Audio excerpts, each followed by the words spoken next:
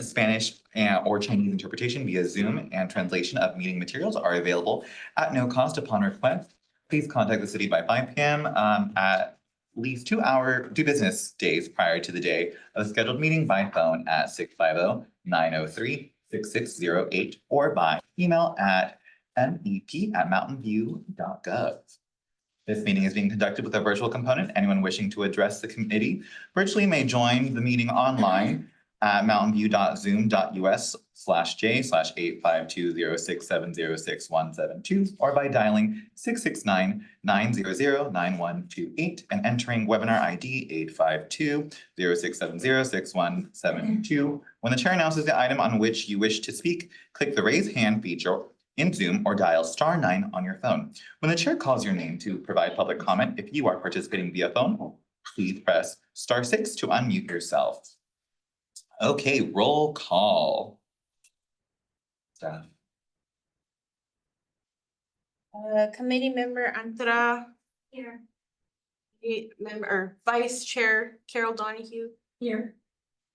Chair David Garcia. Present. And committee member Valerie Fenwick is absent. Excellent. Okay, on to item 3, minutes approval. Behind your agenda.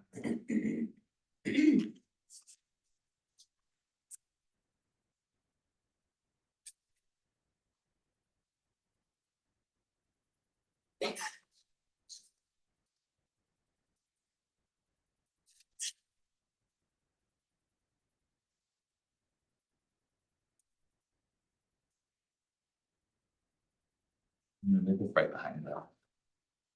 And make sure it's just for the right date.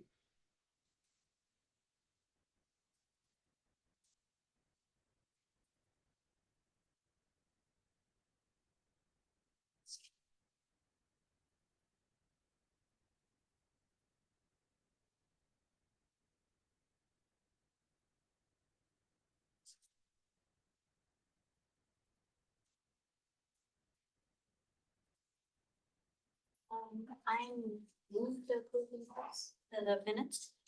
What the next step is? Yes. Do I have a second? I second. All in favor? Aye.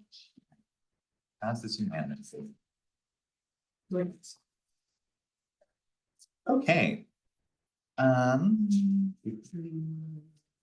Do we have any item 4, any oral communication from the public? Yes. Oh, what? And this portion of the meeting is reserved for persons wishing to address the committee on any matter not on the agenda. Speakers are limited to 3 minutes. State law prohibits the committee from acting on any non-agenda items. I move or? You just go, Yeah. you can do it, or be where you want to go, yeah. Stand, that's fine. Yeah. My name is Connor Day, Managing Director of the Peninsula Youth Theater, one of the resident companies at MPCPA. On Friday, August 15th, we received a letter from center staff with updates on operating procedures for city-owned equipment use at the center. This most recent update clarified the existing policy by mandating that all main stage productions shall be supported by a minimum of 3 MPCPA stage cans from load in to load out and 2 for second stage. As a nonprofit committed to keeping our operating costs low to ensure our programs are accessible, this update is a major financial hit. For PYT, it equates to a 35 to 40% year-over-year cost increase for our main stage use and a 25 to 30% increase for second stage. We also know that there are more potential fee increases on the way, upwards of 55% over the next 3 years from the spring citywide fee study. Originally, the new procedures that went into effect on June 1st simply stated that clients must hire city stagehands to operate any necessary city equipment. Since those updates went into effect, our creative staff have put us in a significant amount of time to design our fall musical to avoid use of the main curtain and rigging system, as well as to acquire our own soundboard. This newest update seems now to render those cost-saving methods irrelevant. When we asked center staff this week for specific information about what these required stagehands would be doing, we were told their roles would be determined at production planning meetings with MPCPA, which we will schedule as soon as possible. This summer, we used MPCPA stagehands as required for lights and sound, funded by the city as it was not in our contract signed a year prior to the productions. However, we observed that several of these new hires lacked basic training on the equipment, and required real-time training from our staff and volunteers. Additionally, we often pay for staff who are not readily available when needed, spending time in other parts of the building. Thus, we did not find that their presence made operations safer or more efficient. I will share more detailed feedback with center staff about our summer experience very soon. We understand that operation costs are rising across the board, but as supporters of the arts, you know that the sector has continued to struggle to keep up, and arts companies continue to close at an alarming rate. With all this in mind, my point tonight is that your nonprofit partner of 30 years is struggling to continue to afford using this venue. We have already increased our tuition rates upwards of 15% this year and cannot realistically generate much more revenue in such a short period of time. If these requirements remain in place, our time at NPCPA is likely to come to an end very soon. Thank you.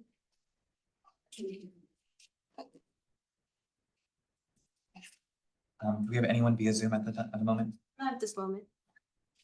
Thank you. Okay, so then we are on to item 5, unfinished business. None, correct? Yes? None. Great. Okay, 6, new business, 6.1, review the work plan, essentially. So this will be behind the minutes, right? Yes. Excellent.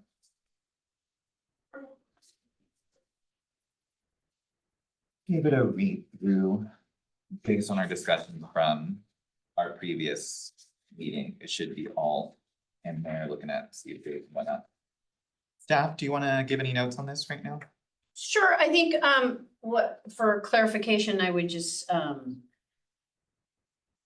like the annual resident company presentations, that's kind of a standing item on our work plan. Resident companies, Upstage Theater Works, Silicon Valley and Peninsula Youth Theater give their presentations on an annual basis. The MVCPA client usage, patron attendance, the quarterly reports, those are standing items. And then obviously A is a new item, working with the other committees that we've been working on actually for a couple of years now, but we're getting fruition to that. So we're excited about that. And then on page 2, obviously a review of second stage reduced fee programming to encourage additional usage. That's a new one. We're working ad hoc committee, pretty close to being finished on that. And then a review of the Art and Wine Festival in September and then increasing community connections. Those are both new items for this upcoming.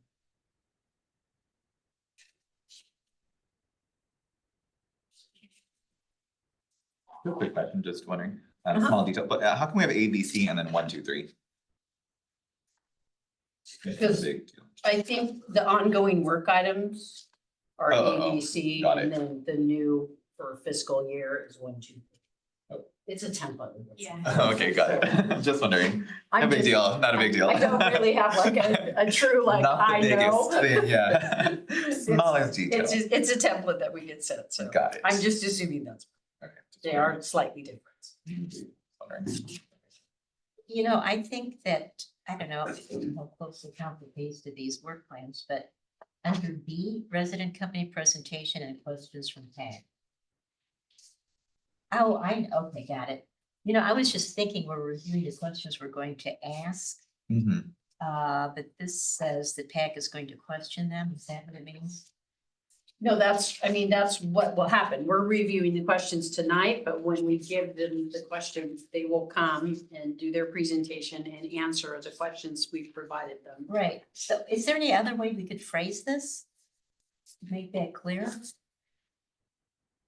Resident company presentation and answer questions from PAC? Yeah, Okay, is that what we're looking for? that, It's clearer. it is clear. I mean, I know what is going to happen, but any future applicants looking it up online. Mhm. I agree. Clarity is good.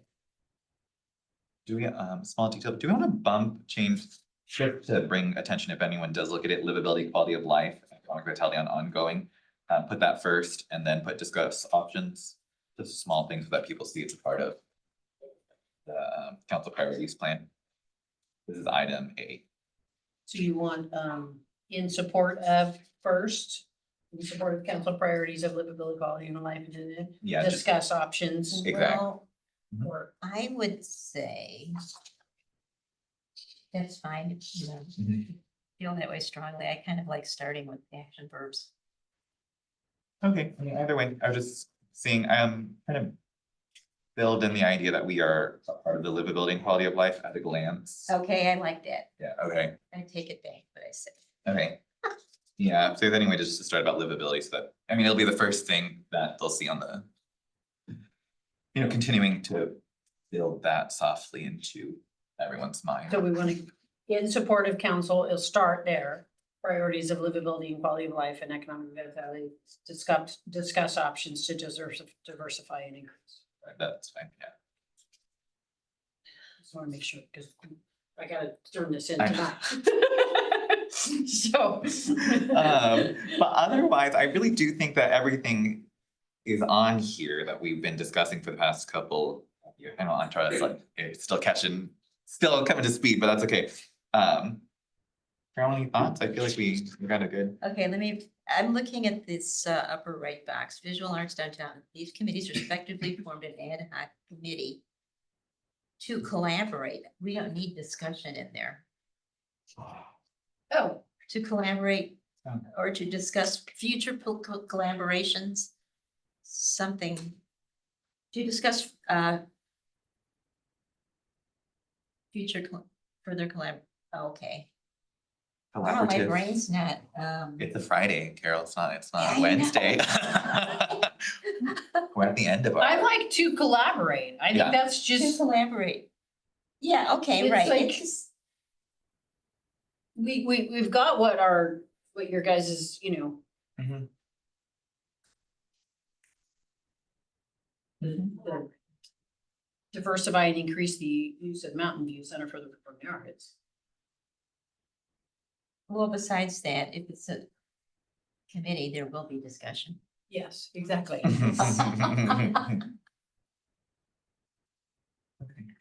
So, okay, and then below that first ad hoc committee meeting. Scheduled for, well, I mean, it already happened, so, Did it happen? This ad hoc committee did already meet, Yeah. earlier in the year. so we met. Mhm. The current status is that Met. we met. Met July 2025.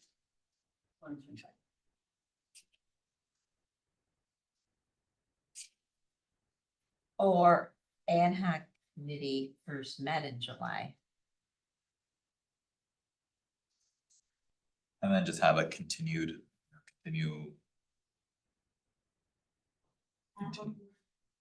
And plans future meetings or something, I don't know. Well, I think that's on the milestone, that's kind of implied, Okay, the July 25th to Yeah, February I'm- 26th. okay. Oh, yeah, right. Yeah, we'll keep meeting. No, yeah, current status. Resident company's annual presentation. Okay. Why do I have this note? That's just fine the way it is. Okay, And then, for MVPCA client usage, patron attendance, and resulting ancillary spending in Mountain View, I thought that's just coming to mind. I mean, it's not an impact report, but Oh, you mean to title it? it'd be interesting to, just to be clear for people to give it a certain. We could, I like where you're headed with that, see, as we could say, provide impact report. And then move all this MVC, that over to milestones, Okay, client Yeah. usage, patron attendance, resulting in installation. okay, is impact report the correct title for it?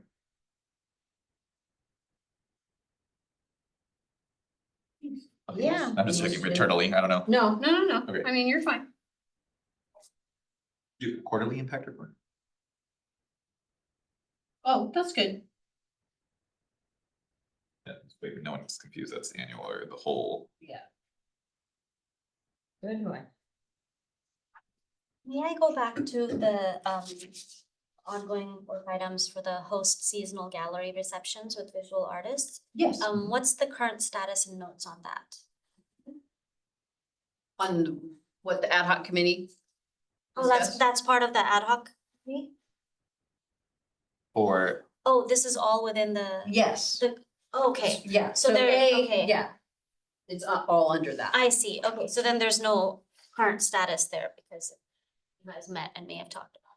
The hosting the Well, we seasonal, do have status, but I'll do that under staff report. and then it's not, there's no current status on it because that hasn't happened. That Hosting- hasn't happened Yeah, yet. the hosting, the gallery reception hasn't occurred yet, so there's no notes or current status. Got it.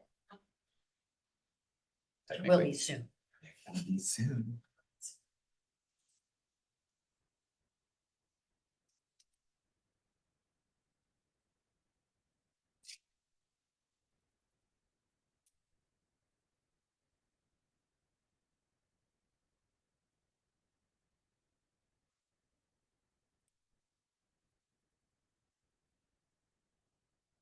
Anything else?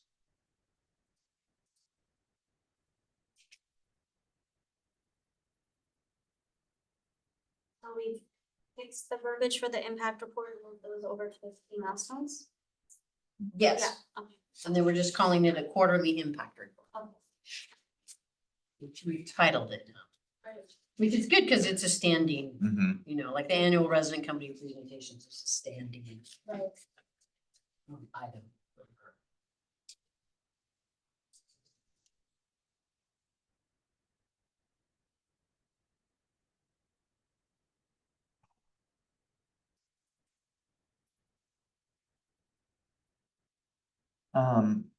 Where are we at with the art and wine situation? For this year? Oh, is that the next one we're at? Oh, I'm just looking at it on the That should be under two. committee and staff Oh, at the end? announcements. Oh, no, I just meant for, because I was just thinking about. Cause it's for 2025, and so we may want to just switch 2 and 3, is my only thought. Cause I see more community in order of importance, we're already passing it, so put increased community connections above it. But it's up to however, Oh, I see.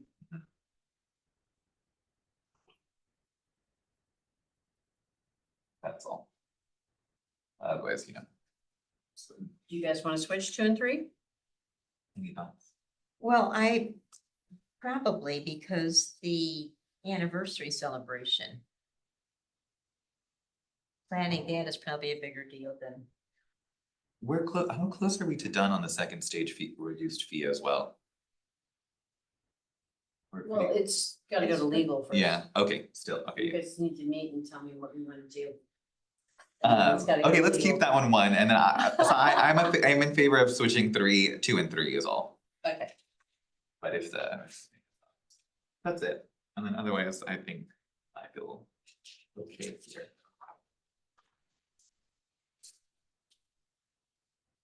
More will come, I think, over time.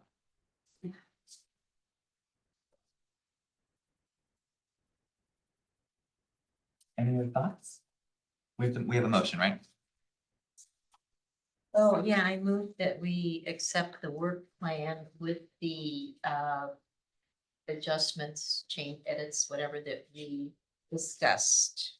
Excellent. And to let the center's manager submit it to council without further approval. Excellent. All in favor? Aye. Passes unanimously. Excellent, great. Okay, great. 6.2, review and approval of resident company presentation questions. Here's an attachment. Yeah. so these are the annual questions that we gave to our resident companies last year. And we asked them to, in their presentation, answer these 5 questions. So we can basically change the questions, revise the questions, whatever you guys would like to do. But one was, what type of marketing and community collaboration does your company conduct? And what do you think was successful? Keep in mind, these are for just the previous season for them. And then number 2, what education program or programs have you delivered and where? And how did you evaluate their effectiveness? Number 3, what is the breakdown of your audience demographics and how has that changed in the last 5 years? Number 4, what social media platforms do you employ and how would you rank them in order of usefulness in creating awareness, increasing audience engagement, and ticket sales? And number 5, how did diversity inform the programming choices for the previous and upcoming season? And what did you learn?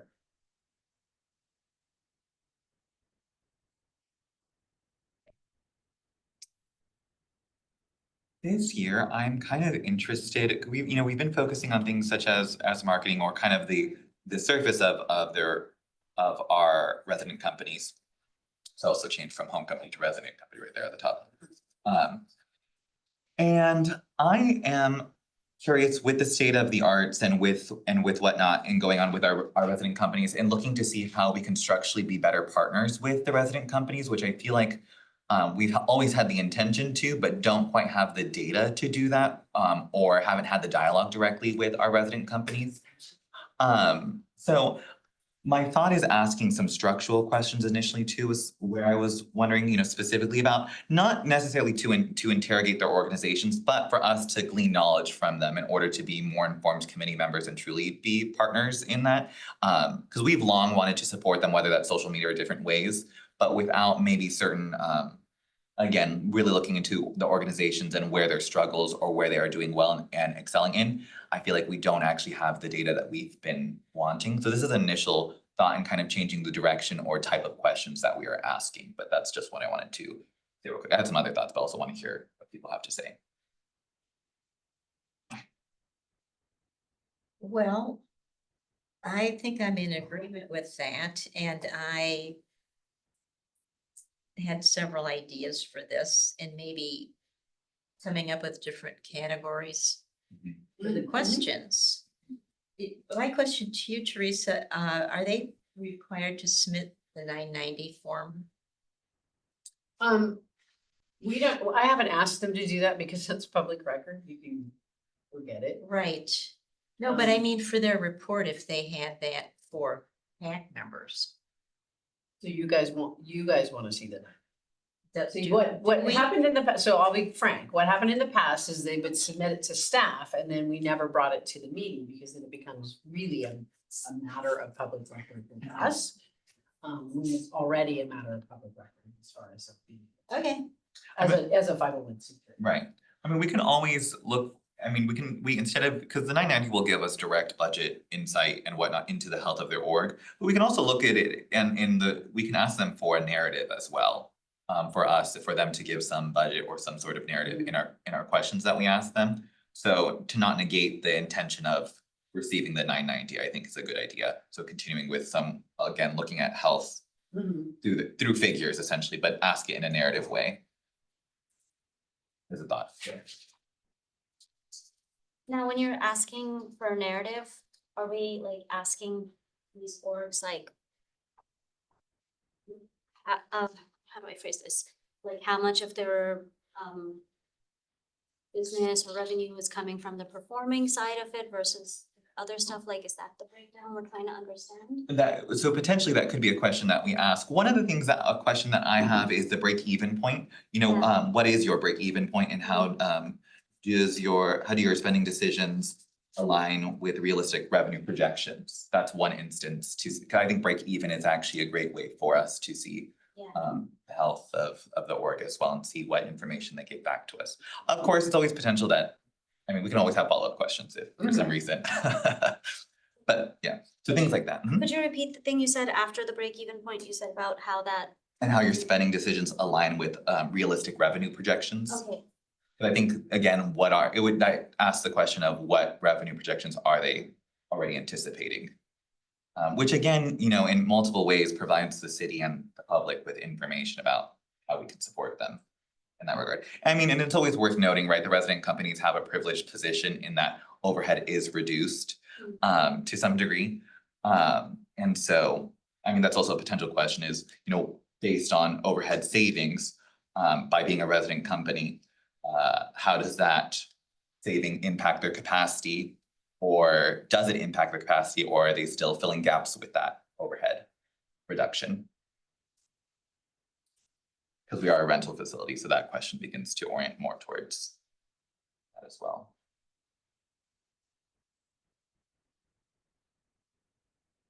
Well, under the category of the organization itself. So to have them discuss any changes in leadership or staffing, how do these impact organizational effectiveness? And I like to go back to the board. How many people serve on your board? List the names of any Mountain View board members.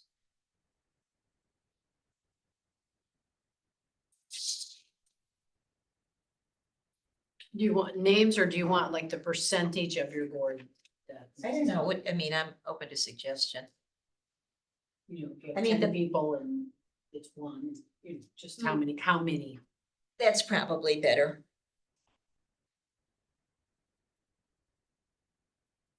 Do we have any interest in asking, or sorry, I don't wanna. Go ahead. Okay. About where structurally they may be overspending or in that regard, where we sit, where there might be overspending in the organizations. Can't imagine necessarily, but it's worth possibly looking at it. And the plan to address any overspending as well. How would we do that? I mean, we'd ask the question and see what the answer is. Overspending in the overall org or within the presentation aspect? That's always a tricky aspect. That is because we want to. So I'm gonna ask a question because I'm thinking maybe where you're headed is like. What goes through my head is like not overspending, but Mhm. what unanticipated expense Expenses, did you have? Expenses, I think, a better way of encapsulating. That, especially the unanticipated, like, because that happens to organizations. Yeah. It's like, it happens to all of us in life. It's like, oh, my Right. car broke down. Great, now I gotta fix it. Like what happened to the organization that was unanticipated that potentially could have caused an overspending? Sure, yeah, you know? I do like that Um, wording. Just Just something to encapsulate again, expenses and just for us to get a picture of, again, expenses as time goes on.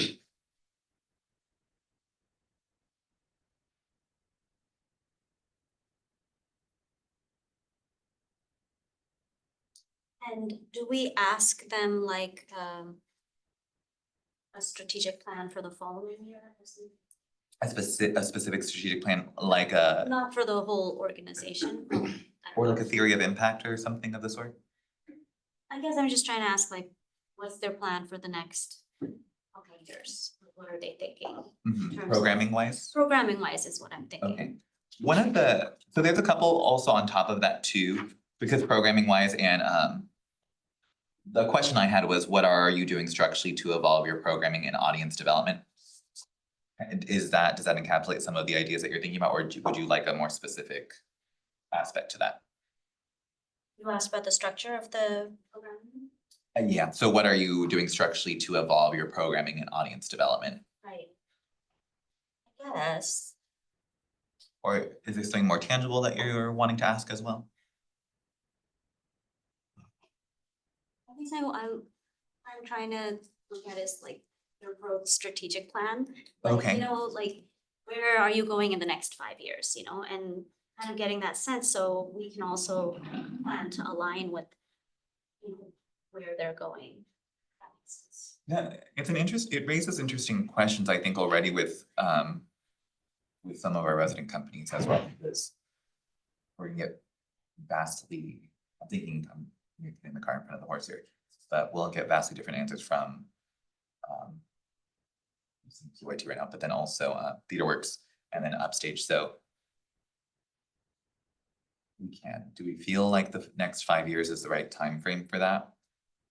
5 years for what it has been happening with some of our resident companies, I feel like is a long. Maybe 3 years? We're already looking at to speak structurally and openly. We're already, we already put so many changes on some of our resident companies within their contracts that I do feel like the timeline might be a little bit broad with some of the resident company changes. Well, that's true, so they're still adjusting. They're still adjusting. Projecting 5 years out. Maybe they are, I I yeah. don't know. So you feel it's too soon to ask that question because of all the changes that are. But the spirit of it, I do feel should be asked. Maybe we ask it in such a way of what in your strategic plan would you like to share Mhm. with the committee? And, potentially this, like, some might have a 5-year strategic plan, some might have a 3-year, some are, like Upstage is gonna be probably not that far out. Right. But what is it about their strategic plan that they think that you guys need to know? Okay. Yeah, that's relevant. I think Um, that's good, because the strategic plan itself takes a lot of explanation.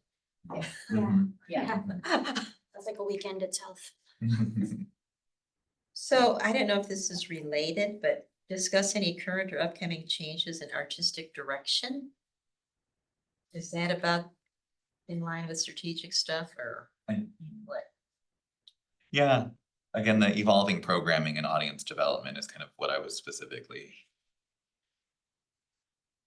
And we already asked. Cause it that. moved it away, yeah, cause I was trying to move it away from the artistic aspect to see, I mean, we all have our opinions. And at the same time, yes, I'm not sure. That was my only thought.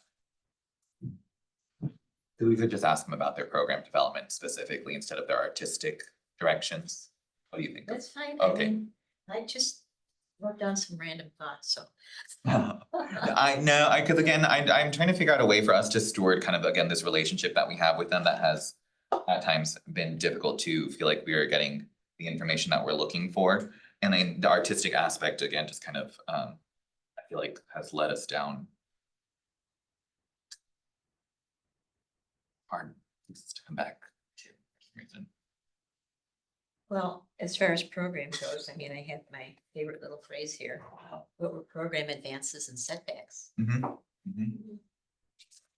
Mhm. Do you wanna keep it just programs or do you wanna talk whole organization wise? I think we can ask that question in every category. If we say, just tell us about your advances and setbacks. Yeah. They might not talk about program. Okay. They might talk about fundraising or something.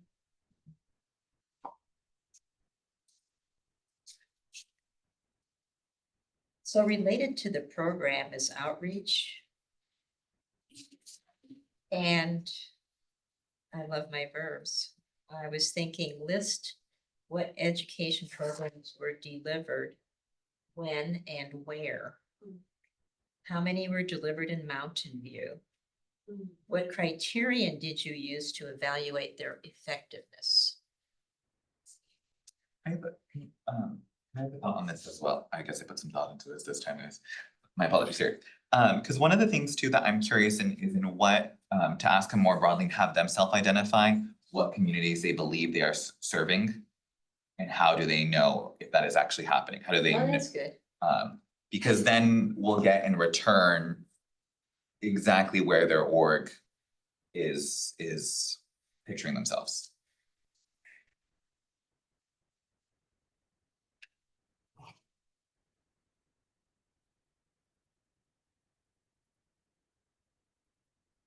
Say that, what communities do you believe you are serving and? How do you know it's happening? How do you determine its effectiveness? Its impact? And how are you measuring their impact? Yeah. It's a tough one. Well, so again, the community aspect, I think. To me, it's one, we want to double check that the service is happening, that they are serving their community before we dive into impact. We might wanna to divide impact and service. Well, when I said list, where and when and all of that, I was thinking about how much of that stuff is happening in Mountain Mhm. View or nearby. So I think both is valuable. I mean, it's friendlier to ask a question, but how they see themselves. Mhm. And it's educational for us to, learn how we can support them better in that. And, but I mean, we started this thought process last year with, what's actually happening in Mountain View, so. And Yeah, because the thing too is, we have acknowledged that there is, within certain resident companies, that there is a lack of service directly to Mountain View. And so, we know that to be true, and so.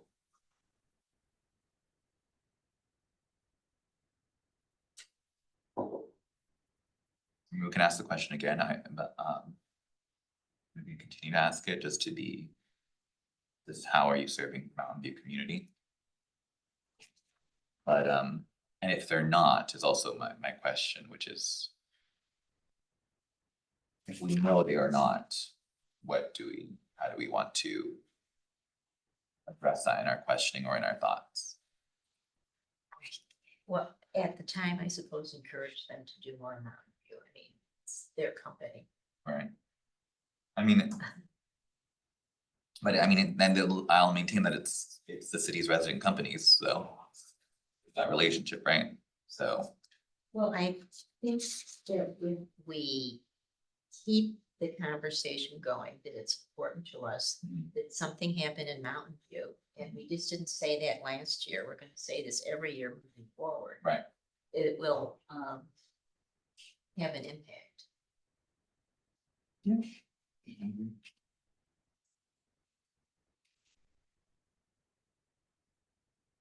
So was there another question there? There Uh, was lots of discussion there. Who is the There's lots of Mountain View? discussion and I'm like, okay, but So where there's do we like land? a general question, how do you see yourself? And then Service to Mountain View.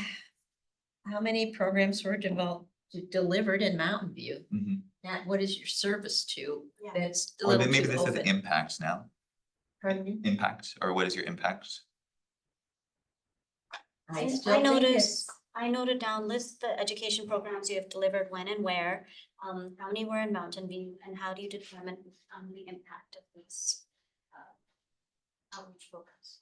If we specifically say outreach programs Or though, Education or, programs. yeah, that's my, no, the only Yeah. thing is that if we specifically say education programs. It might be that we will also not get information about their performances though.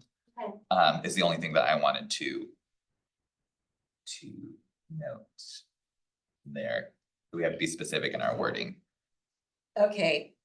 So another thing to consider, I have my little categories here, and I was thinking collaboration is another category that I had. And then on to marketing and finance, I think we covered. But so outreach and collaboration could be community engagement. Did you get, so are we going, I wanna not move on from, are we going with what Antara said? I feel like we're kind of, I think what you said is kind of a combination. Okay, if you would say that again, that would be great. This is what I noted from what I heard. List the education programs you have delivered, when and where, how many were in Mountain View, and how do you determine their impact on the community? Because you said you wanted to see how the organization sees themselves. Mhm.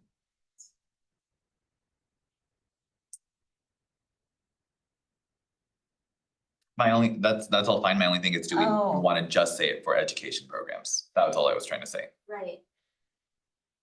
Oh, just say programs? That's what I was wondering. Yeah. Because that includes other outreach stuff, like when they perform in festivals and all that other stuff. Well, so we could say education outreach or community collaboration. So whatever. Yeah, we could say, list your outreach and then put in parentheses, PG. Education I think if you just say programs. then Programs. it's really And we just programs. Up to them to. Give us a. Well, I, Or you want Okay, it more so, specific? you know. I'm I- just afraid if we say education, then we're only gonna get education. No, and no, education, but in parentheses, or other. After those other two or three things, because I'm once again remembering different rounds of going back and asking for more information. Yeah. And Yes, so asking for a lot of really specific information up front Mhm. will cut down. And, I mean, we might decide this doesn't work Mhm. and not do it again, Right. just rewrite it. But I am overcompensating probably. Sorry. Okay, so we wanna say list the programs and then in parentheses put examples of like education. Outreach, education. Performances. Community Community collaboration. and, yeah, community engagements. Right. Again, to just be, my thought goes to, again, so, Upstage is a resident company that is specifically pulling high school students to, they have their fundraiser event, their cabaret, but they are not heavy on the collaboration, or doing collaborative work. It's not because they don't, that's no judgment on the org, it's just not what their org is necessarily set up to do. PYT is an educational theater, their theater programs, and TheaterWorks, I don't think TheaterWorks is named today. TheaterWorks is specifically they have outreach programs in certain places, not specifically in Mountain View. And they are specifically putting on performances, and so, just giving an overview there of, yes, I mean, just generally asking programs, but just being clear that that's the scope already. I want us to be intentional that we are not asking them for things that they cannot. All of our resident companies have come to us with different constraints right now with the world of theater. So I don't want us asking a question that is not proportional to the environment or climate that theater is in if their org is not situated to it. Because I feel like we have had some superfluous conversations with them where it's like, okay, clearly that's not where their priority is right now based on the conversations we've had. So then that's just one thing I want us to note is all, as we continue shaping these questions. Because again, Yeah, that's good, and that's probably a good background for you. Have you ever gone to Upstage or? No, I Yeah. haven't. I've been to a PYT show, but in, Palo Alto, Okay, yeah. well, so, but whatever questions we come up with, it's basically one size fits all. Right. So, if it doesn't apply to Upstage, Yeah. then just, I mean, that's fine. And Upstage Okay. knows as well, Yeah, yeah, I mean, I don't think the intention is to try to force them to fit within this model, right? It's. My concern is that we're not being responsive as a committee to the climate of theater, a little bit of the climate of the struggle that is happening, is specifically. And so we're not there necessarily, but I'm just saying to be intentional about honing our questions into a direction that is responsive to what we already know is happening with our orgs. And that's why I was just naming that aspect. I don't think we're forcing any of our resident companies into anything. I mean, for me, as someone who runs like an arts org myself, listing the programs is kind of the easy part. I think the hard part is how do you determine your impact on the community? Like, I think that's a challenging question. Well, Yeah. so not just impact though, but our challenge with some of our resident companies has also been directly with, do we want to know information that they are serving the broader Bay Area or specifically Mountain View has been some of our questions as well. Because it's lovely to hear how, one org may be serving a wider community. Yeah. But then the relevance for the committee, right? Because we maintain as a liaison directly to council as a public facing body as well. We are like the extension of the community that informs council in between staff and council, right? So that's kind of the thing that I was kind of wanting to hone in on, is that do we ask questions broadly or when we're talking about impact, how to tie it to Mountain View, or if not to, but that's something that we were talking right now when we were talking about Mountain View is again, how to specifically look at the Mountain View impact, but we can always ask for the general information. Yeah. It's a matter of, as a committee, and individually, if we feel like that is important to ask about overall impact as well. So that's kind of the thought too. So there's impact in general and impact for Mountain View, which can lead again, to a discrepancy in our question asking. But well, so what is the impact overall? And impact in Mountain View, Mhm. so like a two-stage thing? yeah, so personally, my preference is to not, I would rather focus on the Mountain View aspect than the overall aspect is also what I think I'm trying to say here, is because they can list a long list of programs that are beneficial broadly, but for the purposes of the center, did we need to mention them? But is that our priority, is my question. Is it relevant to this committee? Yeah. Yeah. I'm not really following. Right? They're a resident company, they're. Mhm. I feel like the question should be specifically to. Maybe they can tell us how many programs they have and tell us how much. I mean, and it continue, and I mean, the thought there too is that it continues to define also the relationship of what it does mean to be a resident company for the center. Is the other thought through the committee as well, so. Well, so I do have a couple of questions about collaboration that are specific. List any formal relationships you may have with Mountain View businesses. Or any community collaborations or engagements in Mountain View.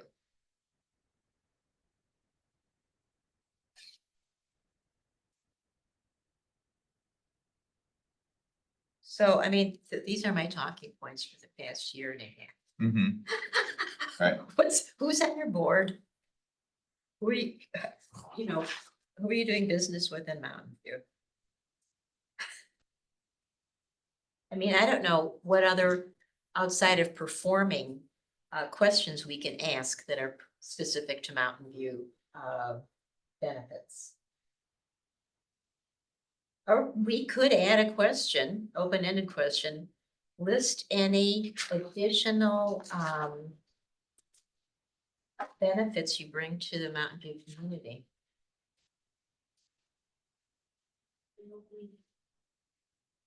You know, if we didn't think to ask the question, they think what they're doing.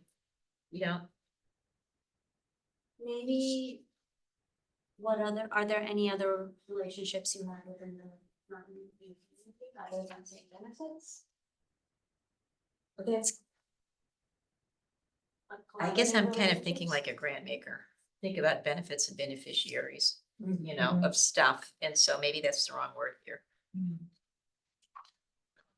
It kind of seems like we're circling the how are you X, Y, or Z is kind of because we now have as a community have historical knowledge as to what, we have a bit more of the what picture.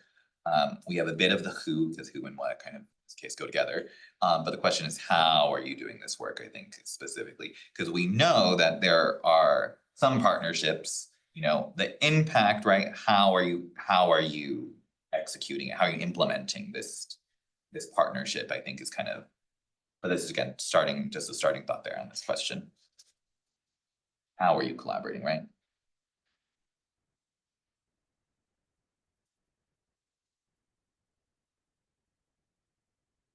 Well, if they're not though. Mhm. But I mean, if they're not, it's just for us to know that. Like, Okay. maybe you guys already know this information, brand new for me, so, but I think it's good to put it out there. Mhm. Cause it might show. It might just be like a reminder that, okay, this is something that's important to us. Could be like a, you know, planting is an idea, a seed for future collaborations.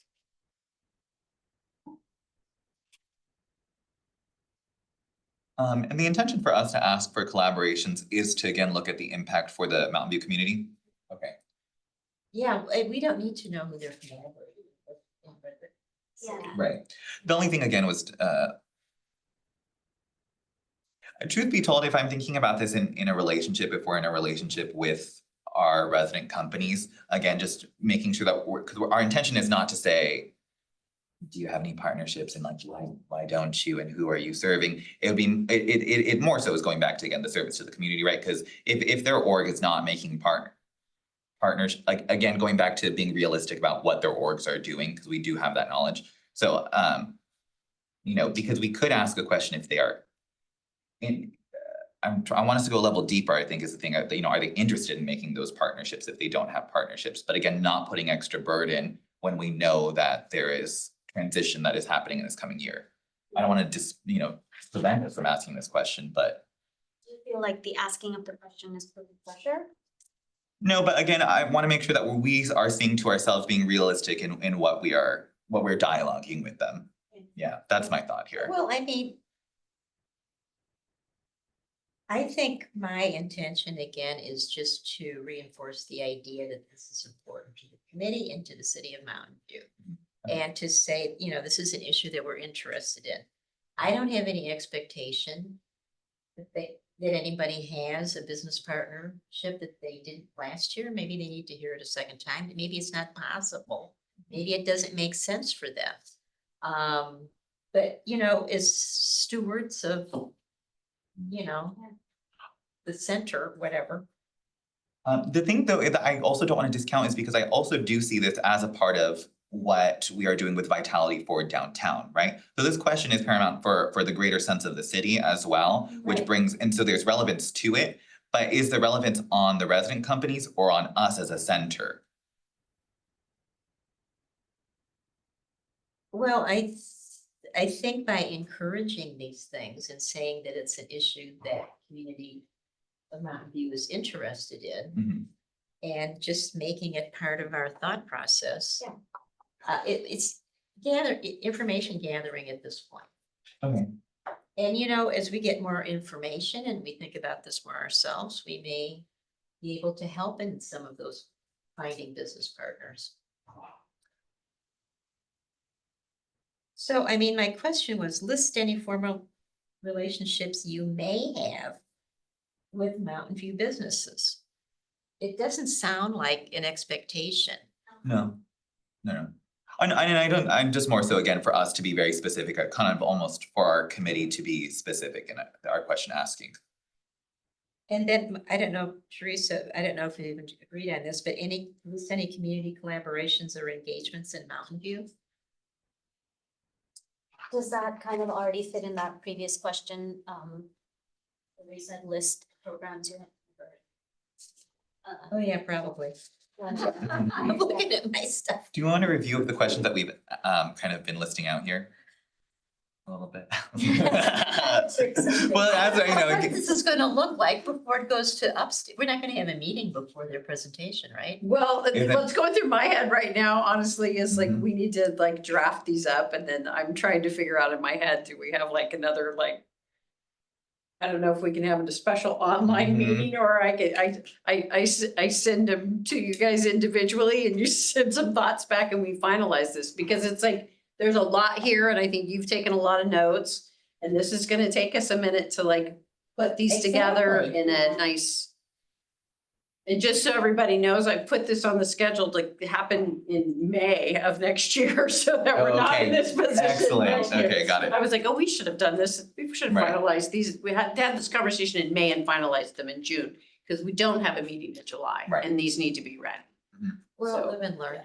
That would be really helpful for us. Yeah, and then you can get them And we sooner. can have them Aren't you prepared. enjoying this conversation? So- Yeah, I am, yes, thank you. So it's one of those like, oh gosh, Yeah. like, note to self, next year. But these questions, this is also a new thing, like we didn't used to ask these questions, and I think it's a good, healthy thing to do, but we just need to be, we need to. Right. As a committee, the committee needs to get that. And that's our job to get you in front of it. Can you remind me when Whoops. these presentations happen? September, October, November. Until the We end. don't meet in December. Right. So. We're each month is scheduled when- next. Yes. I do So- think, I'm sorry to interrupt. Go ahead. I do think it would be nice for staff especially to just go over maybe the major categories. Yes. Just so we have a guide to forming questions. Uh-huh. So it sounds like we had about like 5 categories, right? The financial. What do you have? Let's do a review right now of what we have gone over so far. I think if Yeah. staff has notes, I think that'd be great to kind of just And read. then I am gonna throw it out. We Uh-huh. did double stack PYT and Upstage last year on one meeting. So Right. if we have to do that, like, Mhm. afford them Oh, more yeah, time. right. So what? That might in work. defense of Connor, who's sitting here in the room going, oh my gosh, listen to all these questions. So we do have the financial category. Mhm. Then we have something about growth projection. Not sure if there's a better word for that. Strategic plan, was it? Yes. With planning. In what? The category? The category is planning, Or strategic planning? oh, strategic planning. So Oh, like, that's so good. we have budget, finance, so we're calling that financial. We have financial, had programming, Mhm. and then I have one that I don't have a category for, and then we have collaborations. But then the other one's like, Marketing. well, we threw all those out, those. I have more marketing questions we haven't gotten to. But So we let's had like start with this. advances and setbacks in every category, list what education programs were, what communities do you believe you are serving, and who do you determine, I'm not sure where that one falls. Which one was that? What communities do you believe you are serving, and how do you determine its impact? How do you see yourself? How many programs were delivered in Mountain View? I'm not sure that, if that's just under programming. I think that's all programming. Okay. Is programming and collaborations kind of one category? No, I have them as Okay. two. I have programming, collaborations, and then financial budget narrative. Okay. You know, under Yeah, that yeah, category okay. of, you know, what unanticipated expenses may have caused overspending. And the strategic plan fits in there too. Yeah. You want a marketing one? I mean, marketing, because we ask about social media, we haven't even talked about that. So I thought that based on one of the presentations last year, for marketing, list breakdown of audience demographics, show categories and percentages. I agree. Sorry, Carol, sorry. I agree. I mean, nothing, sorry. I didn't mean to cut you off. What was that? You have other thoughts on that? About this, okay, Yeah. that related to that question, how has this changed in the last 5 years? Or some other number of years? What segment would you like to grow and how? Well, I don't know, these could be better worded. What strategies do you use to grow a more diverse or younger audience? And I have list marketing collaborations, which that ought to go under collaboration, I suppose. It could go under, I mean, it kind of belongs under marketing. Yeah, It's right. I mean, specific to marketing. there are ways of doing marketing collaborations, you know, okay, let's see. List addresses of social media platforms you use. I mean, I'd like to be able to just go look it up in advance and check them out and not guess what their Instagram thing is. How would you rank order them for usefulness in creating awareness or doing some other thing? And increasing audience engagement in ticket sales, give examples. I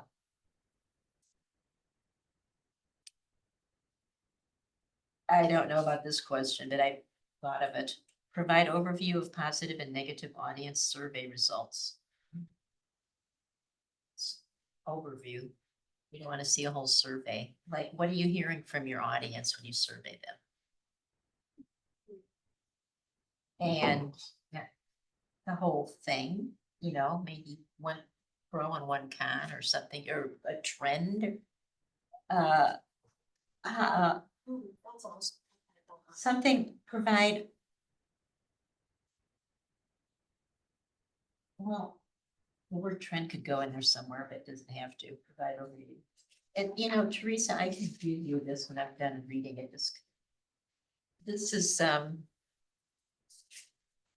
are my thoughts.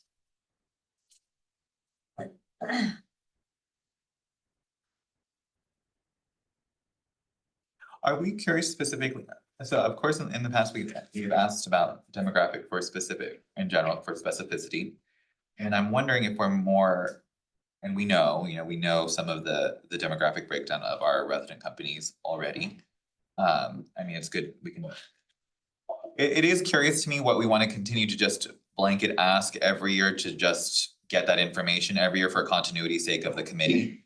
But my question again is, I think we want to continue to emphasize not the basic, give me the first impression, give me the impression of how is your audience developed. Like, again, I think audience development is more so what because we know.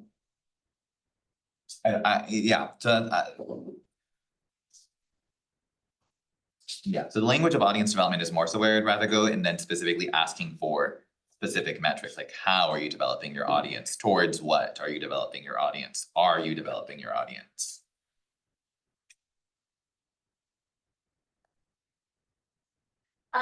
I think I had just one question about getting more diversity in for audiences. But we know that the struggle is my thought. It is a struggle.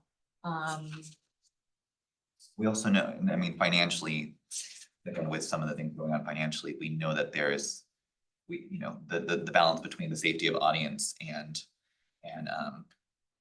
ticket holders and not memberships, but ticket holders, subscribers, yeah. We know that this is a difficult aspect as well. I also feel like the answer to this question though is gonna lie so much in their community partnerships and all those other outreach. I think it's not all eventually audience development in some way, shape or form. It is, but possibly they're doing something we hadn't thought about to ask, I guess is. So something open-ended. I don't know. I don't know how important it is to go into audience development. I mean, I can always skip that, but What is mean, the it- foundation of marketing to me? it goes to, how they're preparing for the future. And it's hard to develop an audience. It's hard to get young people in. I mean, it is like you said, at the heart of marketing, because, maybe their whole plan is to like make their Insta blow up and we have no idea that they have this whole plan going on. So maybe, like you said, an open-ended question, is there anything else that you're doing in your audience development that you could share with us? Maybe that goes in, well, it goes in the marketing section. Mhm.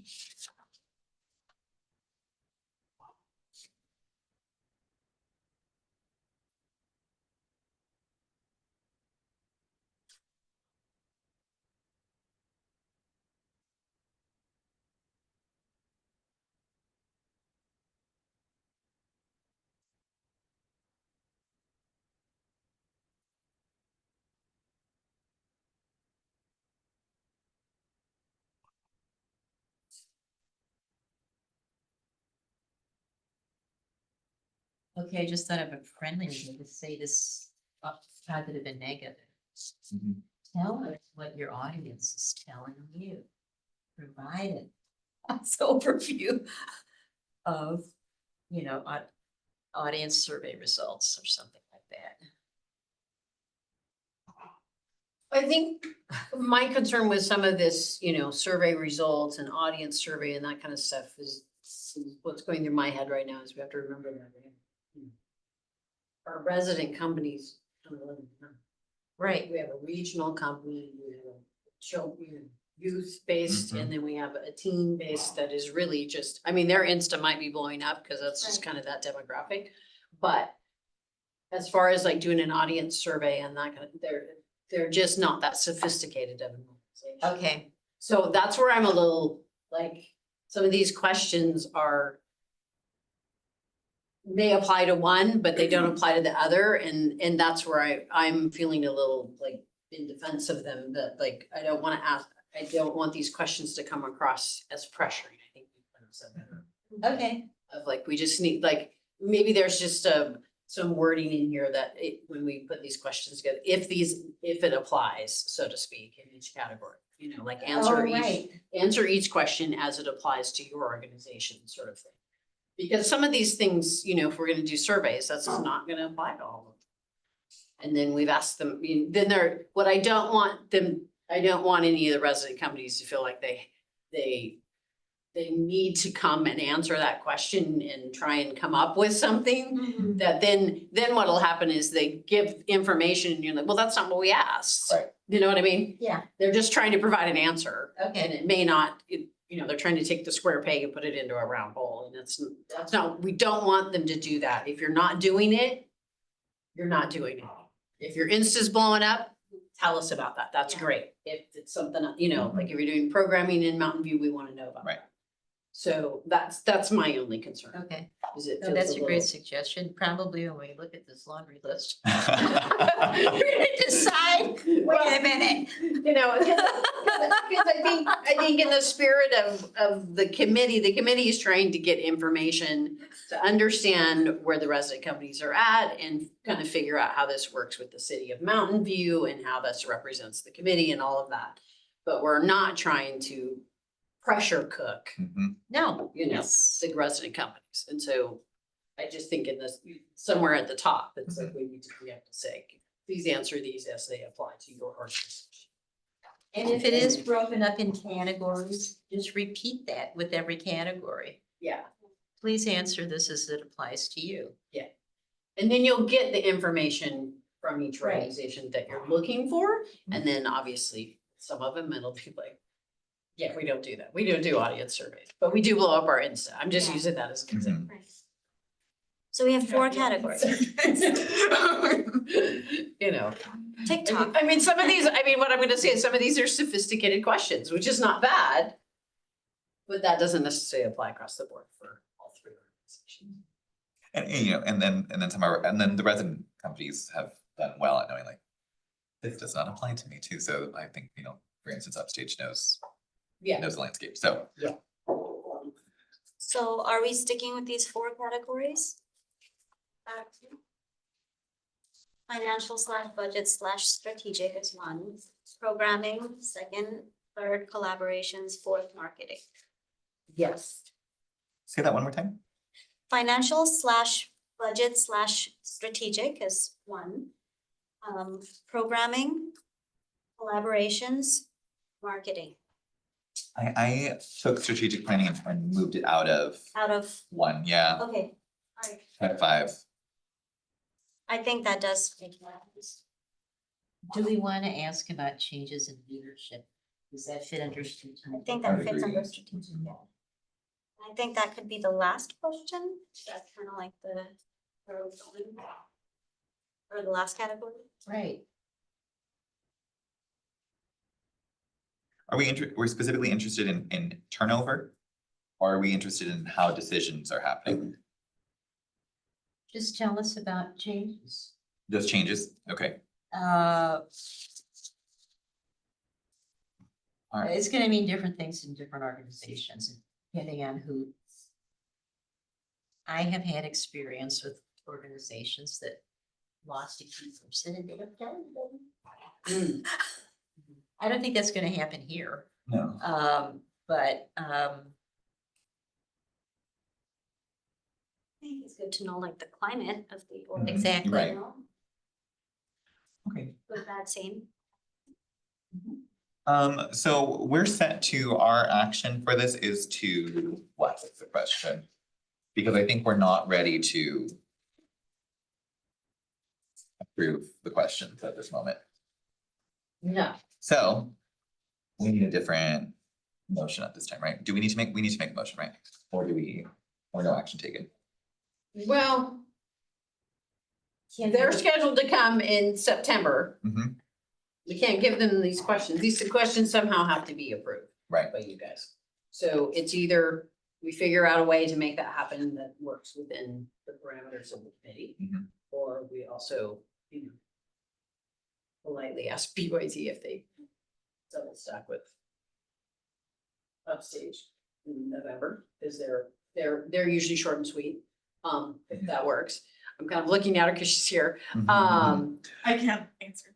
And then, yeah, I mean, I would say, I think if they are more on the open-ended side and less on the like, we need to find this data side, we can do it in September. If you need data and like specifics and that type of thing, it's gonna be harder to do it in a month. so where I'm going with that is like. Potentially this could come back in, you know, we can revise these and they could come back in September. Or I'm trying to like figure out with Brown Act, like how we get these to you guys. I can't send them to you as a group. No, So, you know, how would we revise these, get a draft and get them to somebody to look at and then say, okay, we're good with this. So that they're ready before the September vacancy. If staff cannot, with the,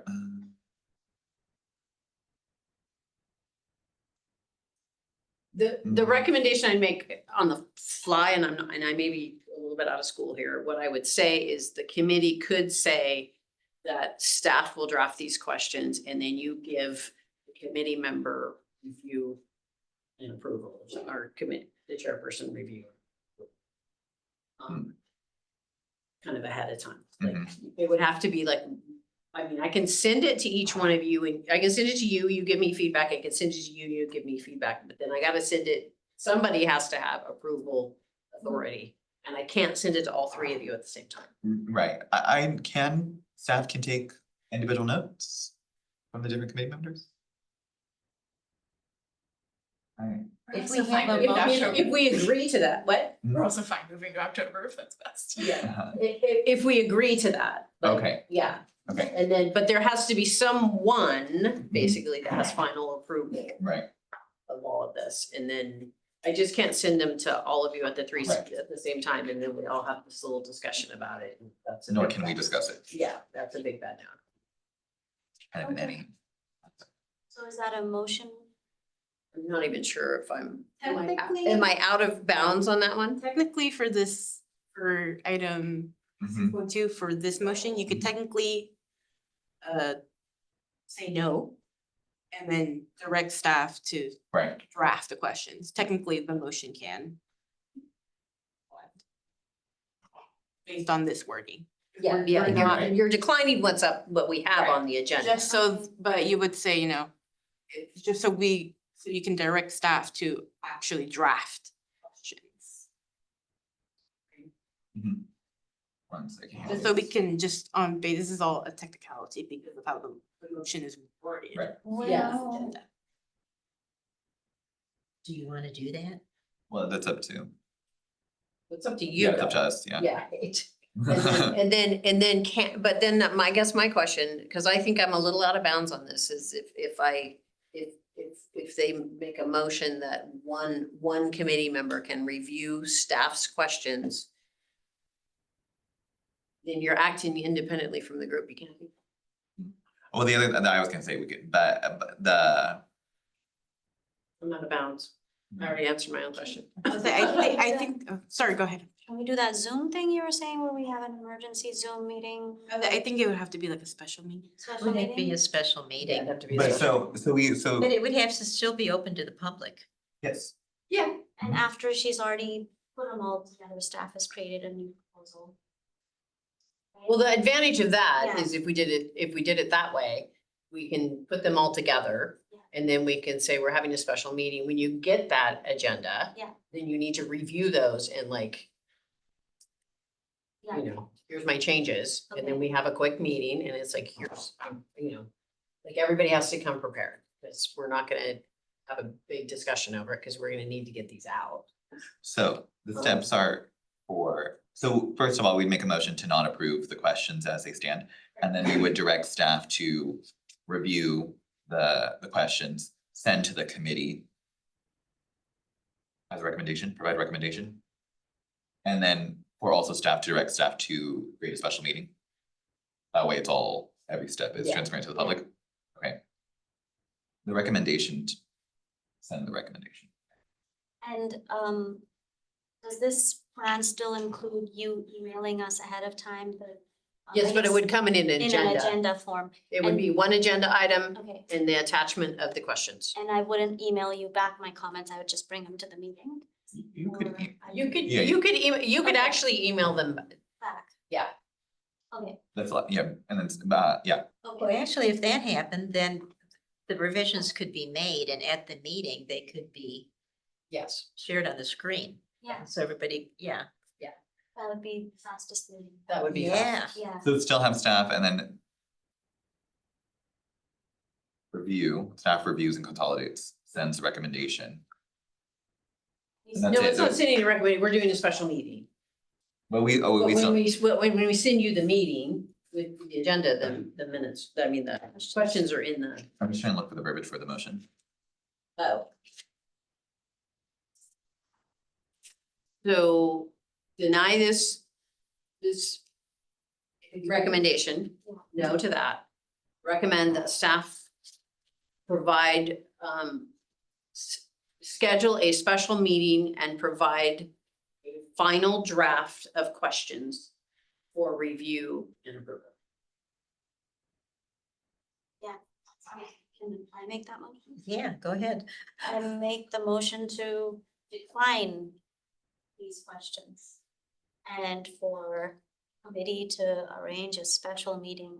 with questions. She's saying, yeah. We don't put that actual. Okay, minutes, so okay, it's- all right. It's just an overall. Is there a second? Or a discussion? Second. Discussion? on Yeah, the- right, we should always ask for discussion. Discussion, any discussion? No. Can you read it back to me one more time, though, Alondra? Sorry. No, you're good. Committee member Antara made a motion to decline the current made a motion to decline item 6.2 and recommends to staff to schedule a special meeting. And to bring it to the special meeting and use it. We drop it. Any other discussion? You have a second? Yeah. And Kelly, we don't have it, we haven't seconded yet. Just discussion about the motion, so. Carol, you gonna say something right now? No. Is there a second? Second. All in favor? Aye. Aye. Passes. Ooh, that was a escape one. Okay, I great. think that we talked about this much for the short list of questions originally. That's true, yeah. Well, we learn something every time, and so it's helpful, and so, Next year, May. exactly, yes. Yes. And then, there's been so much. But so it makes sense. Lovely. Okay, we are on to 6.3, a review of the process of renting the MVCPA. So can we go to our website? So I'm just gonna walk you guys through, like if you were a regular person that wanted to rent the facility. So we have our guidelines here. We have our rental guidelines. We have frequently asked questions. And a request for rental form. So the guidelines are just, like kind of how we operate, and that's, what's going on with the facility. We have obviously some definitions, event, licensee, non-performance period, dark days, that sort of thing. And then categories, obviously we have resident company, nonprofit and commercial, and then rental procedures. So basically, I think most of you know, we have what we call a primary booking season, and that all the applicants that want to rent the facility, they have a deadline. I think this year it's going to be December 2nd. We have everything ready, everything goes up for folks to put in their applications typically in October, but we have a deadline. And then all of the applicants need to get their items in and their request for dates by that date. That's our primary. Anybody that comes in after that date is considered secondary. So we pencil and puzzle all the primary requests first, and those are in order of resident company first. Resident companies always get first choice of dates. And then our other clients are in order of tenure. So obviously like SMU, for example, has been with us for 20 years. So, and then that's why it's also really hard for new folks to get in, because we have long-standing companies. And so if you're the new kid on the block, so to speak, and you ask for a date, it's like you have all these folks in front of you. So it's a little tough for them to get in. Because especially on let me clarify, that's on the main stage. The second stage is not as utilized, hence why we are putting together the second stage vitality program. But the main stage is highly used. And then the other clarification I want to make is, and it's very typical of the usage, the high usage is very typical of a presenting season in the sense that it's September to usually June. And then July and August, not that some of the shows don't fall into July. TheaterWorks went into July this year. August were light, which is a blessing because we just freshly painted the stage and we block off maintenance time and actually try and get in there and make it look nice again so that when we kick off the season in September, it looks like we're taking care of it. But basically this is a application. So like who's the primary contact, the title, address, all the normal stuff of, email, all that sort of things that we want. What's your event title? How many adults backstage? Description of the event. And then what is it that you're requesting? Are you requesting the main stage? You want the main stage with the rehearsal studio, second stage, park stage, just the rehearsal studio, depending on what you're doing. And then your first choice, second choice, and then kind of a run of things, your next, first choice, second choice dates, and then third choice date. And then one of the things you'll notice, this is new, go back up, down there. Third choice date should be in a different calendar month from the first and second choice dates. So when I first got here, what folks would do is I want the first weekend of February, the second weekend of February, or the third weekend of February. Well, I have TheaterWorks sitting in February. They're already scheduled in February. I'm just using this as an example. So I need you to tell me whether you want January, give me a hint, because you're not gonna get February. February is already booked. So is January better for you? Or if you're a recital company and you have students, and they need to practice a little bit more, maybe the first weekend of March might be, give me a hint of which direction to go so that I'm not having to go back and forth with you, because then it's kind of a waste of everybody's time when it's I can't give you February. Well, that's the only time I can do this. Well, sorry. So that's why we kind of, that's a change that we did in the last couple of years, because it was just like, okay, this is not helpful. General public, publicize your event or any post performance activities. Like, are you having a reception after your performance? Are you gonna have a pre-show talk? that kind of stuff. Do you plan to sell merchandise on site? And what's your technical needs?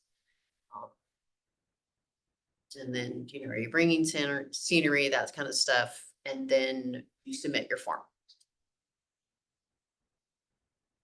Pretty straightforward, but it's all online now. That's great. Excellent. It used to be paper. Yeah. Welcome to the 21st century. The quarter of the 21st century. We got there. We got there. Second quarter, I guess, 21st century. And then obviously we talked about secondary renting. Anybody that comes after that deadline, you're in the secondary category. And So just what's once, left. yeah, so we puzzle everybody else. And then the other thing, what I'll say, like this year, when we were done puzzling, I think we had 10 organizations that we had to say no to. Because we just. After secondary? No, 10 from primary. Oh. So then what happens is like anybody that's coming in secondary, like you're behind those 10 people that have asked in primary. So if I have a cancellation, I'm gonna go to the primary folks and go, hey, this date, the March date for these people that asked for February isn't gonna work, but you asked for a date in March, is this date gonna work for you? And then, so you got 10 people in front of you. Like if you're not in primary, you're pretty much like, great. For main stage. So just a quick question, when you're saying the December 2nd deadline, that's booking for The 20 following, of- September, So following 26? October to September.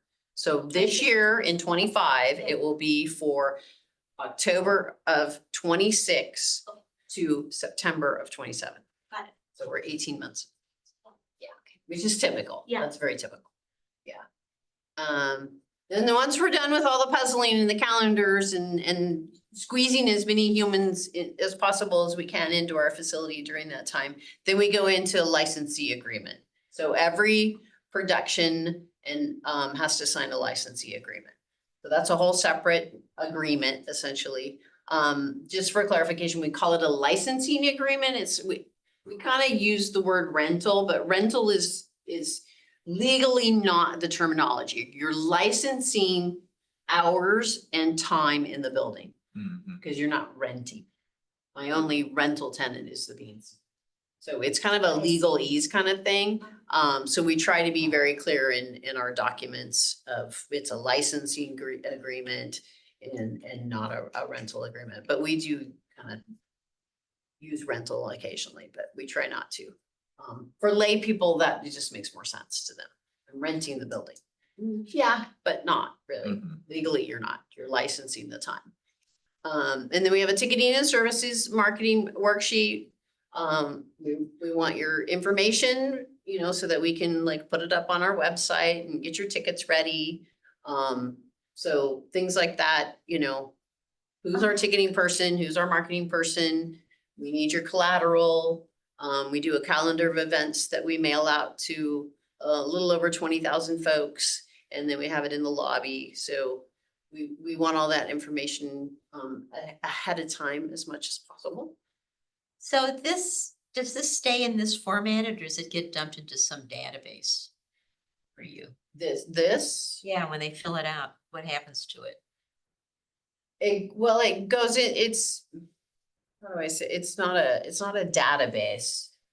It stays kind of In that in a format? version of this, Okay. yeah. And then all of that information, as far as ticket sales and all that, goes into Showware, which is our ticketing software. So Sean puts all that into Showware. And then, you know, weekly sales reports and those kind of things in Showware are fairly automatic. Like we set that up, you know, 8 weeks before your event. We set it up so that you get ticketing, you get your sales status. So Okay. you can see where your show's at. Like, do I need to do more on my Instagram? Do I need to do more stuff? Right. You know, Okay. where's my audience going? And then reception booking request. And then if you're gonna have alcohol, obviously we turn you over to Bean Scene because they have the alcohol license. So if you're gonna have wine or beer, then you have to go through them because they have the license for the building. And then city insurance forms, the exciting stuff. You have to have your insurance and have all your ducks in a row there. We do offer as a city, if you don't have insurance, like if you're a private individual that's trying to do something, we have insurance that you can purchase through the city so that you're covered. Yeah. And yeah, and then technical information, that is not a form. We ask a lot of those questions ahead of time, but that is really a production conversation that we have at least 8 weeks prior to your load in to make sure that we've got our ducks in a row and that we're providing you what you need when you get there. And then licensee forms, guidelines, ticketing guidelines, and then advertising and promotions. Like I said, we do a calendar of events for folks. It's on the website. It's also in our, what's it called? City Hall Connect. There's a newsletter that goes out with the city. On these. Yeah, that's our calendar of events. Oh. Yeah. You can go to the city's website and sign up for updates in different categories. And so like there's a general newsletter that they send out, what's going on everywhere, sort of. Yeah. Yeah. And then just procedures, staffing, merchandise. We don't have a lot of people here that sell merchandise, which is a little surprising to me. I'm used to more of the clients having merchandise that they would sell in the lobby. Some of our more commercial dance troupes do. Yeah. But they're it. They're the only ones that do it. Internet access, reception, support spaces, rehearsal studio, capacity of everything. And then the fee structure, of course, is enacted by city council. We also have a separate form that we provide for folks on our website, only because if you go to the city schedule, it's Public Works and everybody's fee schedule on there. Right. So we separate ours out and put it in a nice little fee schedule that is a little easier to read for folks. And then you'll notice we have nonprofit and commercial. We do not advertise our resident company rates. Those are just for them. Sure. So we don't advertise those to the general public. They have a separate sheet. And So the fee study, is that reflected in this? no, anywhere? is that I don't think that's our new, we're working on the new one right now. It's not really reflected there. Not yet. Most of that doesn't change that much. They think the bigger difference is a little bit of the percentage of gross I actually listed out in the new one. And then, what else? It's like non-ticketed event that everything just went up a little bit and what I'll say is our fees haven't changed for 15 years. Oh, wow. So the hard part, what I will say in defense of some of the troops, Mhm. it's not a huge jump, but it's enough of a jump that it bites. And what I'm recommending to the city is really that we should be increasing our fees on a semi-regular basis so that we don't have to increase them so much. Cause that's always the problem. It's like, we went from 50 cents to $3 instead of 50 cents to 75 to $1. I'm just using that as an example. But if you just do a little bit at a time, that people. Right, well, no growth model can match that. in Yeah. that regard. Does the city have to do a citywide, technically, study in order for the center to change fees? No, but we were part of Right. we will continue to adjust our fees. Okay, But what I'm saying, the citywide fee schedule, I think was done because we're probably not the only ones that had nothing had happened. for a long Okay, time. okay. So we were trying to adjust. It's just a little rough because you adjust all at once. Yeah. And that's a little rough for folks. So, yeah. That top number is the cost, oh, sorry, I don't know. Oh, go ahead. That's the cost in dollar, right? That's saying 550 for second stage or whatnot. Yes. Okay. So that's a non-ticketed event, and then any ticketed event is typically a percentage of gross. Or like, so if you, so basically what I was saying is you sell well, Mhm. then you give us a percentage of gross, you get money, we get money, we're all happy. Right. If you don't, then you end up paying a flat fee, which is okay too. Mhm. Nothing wrong with that. Oh, yeah, it used to be 375. So, and then patron fees, those are things like the convenience fees, there's things that patrons pay. So, and that's important for the client to know, so, there's a convenience fee on the tickets, so when you advertise your ticket sales, you're not advertising them at $25 when we have a $5 convenience fee, they need to be advertised at $30. Otherwise, we all get in trouble. Patrons don't like that, and it's also No. like there's a bid. Is it cheaper to buy it at the ticket booth? No, We changed not that. anymore this year. Oh. Um, What is the ticketing fee? Is it a percentage or is it a flat fee? it's moving to a flat fee, but it's right now it's depending on the price of the ticket. Okay. It averages from $3 up to $7.50. So if you're a high ticket, Yes. it's $7. But yeah, that's one of the things that I changed this year because my argument has always been, we don't charge you to come to box office. And yet you can go online, Oh, yeah, it costs more money to buy it at the box office, tech for you, right? yeah. So it's like, we didn't charge anybody to come to box office, but we charge you to go online. And it's like, it's actually more money for me to have a human Yeah. giving you customer service, so. We just made it, Oh, so we nice. just made it even across the board. We just don't have any variation. Whether you call in, whether you drop by or you go online, we have a fee. That's how Ticketmaster works. I have a question about the 10% complimentary tickets. Is that like a standard practice that you only get 10% comps? Like I don't get to choose how many comps I want if I'm presenting? No, it's not standard practice. Okay. It's one of those, That's a lot. 10%? CC. of 600, that's only Oh, of 60, six, that's only 6 I don't tickets. think Oh, that's a okay. lot. no, No. okay. Um.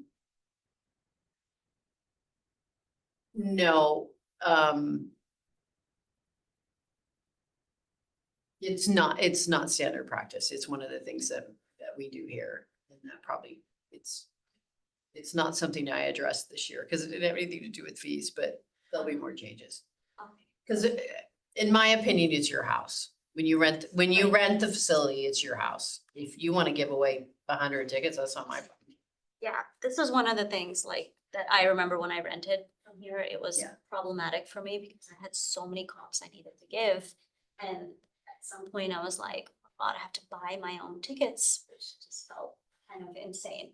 So I can't remember what I finally did. There was, and so the first rule that had to go away is we used to have a rule that no ticket basically was allowed out of the building without payment. Okay. That was our hard and fast rule. Mhm. That's, Yeah. And so then this will be another one.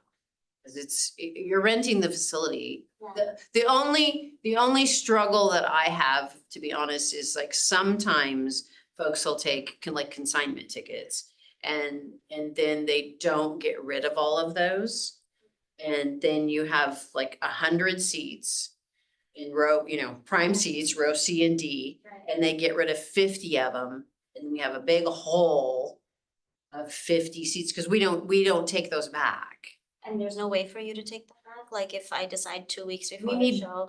we gotta get better software and then we can see. The software that we have right now, like it's not conducive to that. I see. Once I give them to you, Yeah, like bringing them back in is like, so, it's a project. so would it To make put them more, back into circulation. so would it make more sense for somebody to take 50 and then ask you for another 25 later?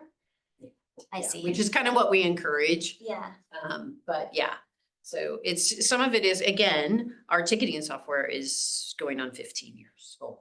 I, So it's like, it does what it's supposed to do, but we got one hand tied behind our back because so that's actually part of my goal this next year is we're actually going out for RFP for new tickets. So then some of these things will get solved okay. in that happening. Thank you. Yeah, because some of these things, I was like, why do we do it that way? Holiday fees, billing increments, payment of fees. I'm happy to say that like most of the time, I will say 95% of the time, our clients do not owe us money in essence because we sell your tickets and they do well and we take a percentage and then we cut them a check and they get the rest of their revenue back. Very seldom is there an organization that doesn't quite sell the amount of tickets that puts them into a percentage in. But I have to say, that's one of the really good things about this venue is that 95% of the time, that's not the case. They do really good. What is the percentage MVCPA takes? It depends on, it's kind of a sliding scale at this point, depending on the price of your ticket. And that's one of my other, once I get new software and now I have new venue management software, one of my goals is to get everybody to the same percentage and then have a maximum amount. Because, the percentage thing is fine. It's just that obviously if somebody does really well, then we might be potentially taking more than we really should be. But that also means like over the next year, I gotta figure out like what does it, you're in here for 8 hours and you got 3 crew and blah, blah, blah, blah. What does that cost? And then how much more can I charge for that? Because also as a city entity, we're only allowed to charge so much more than reality. Okay. But that's a project, which I'd hoped was gonna be done in the fee, so. You have to leave that out of the minutes, so. We don't have anybody listening, right? Yeah, it's like, Well, ah. I guess letting people take a windfall if they earned it is a way of keeping them. Well, it's also, to be really frank, you have certain organizations subsidizing other organizations. Because Oh, right. we're taking more than we really should be. And then somebody else is not bringing in that much revenue. And we take a percentage of what they do make, which is fine, but it's, if you look at the Leisure Center, they take a 23% of every client. End of conversation.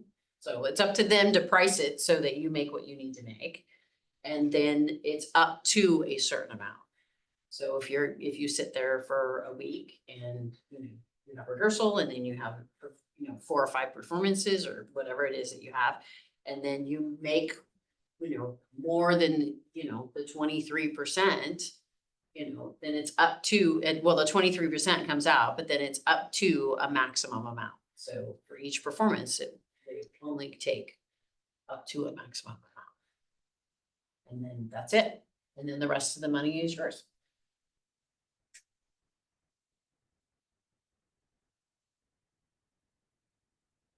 It's a little healthier.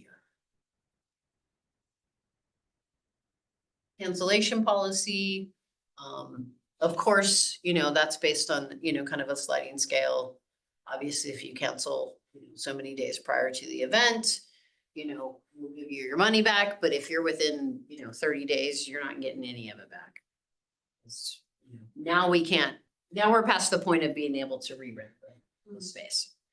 That's the argument behind that. So if you cancel, 60 days out, we could call one of our other clients potentially and say, we've got an opening.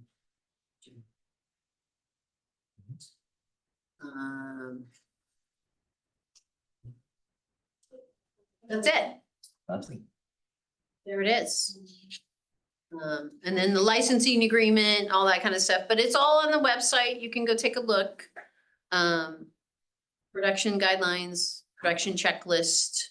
We try and provide as much of it as possible online so that, we send people to the website and then you can.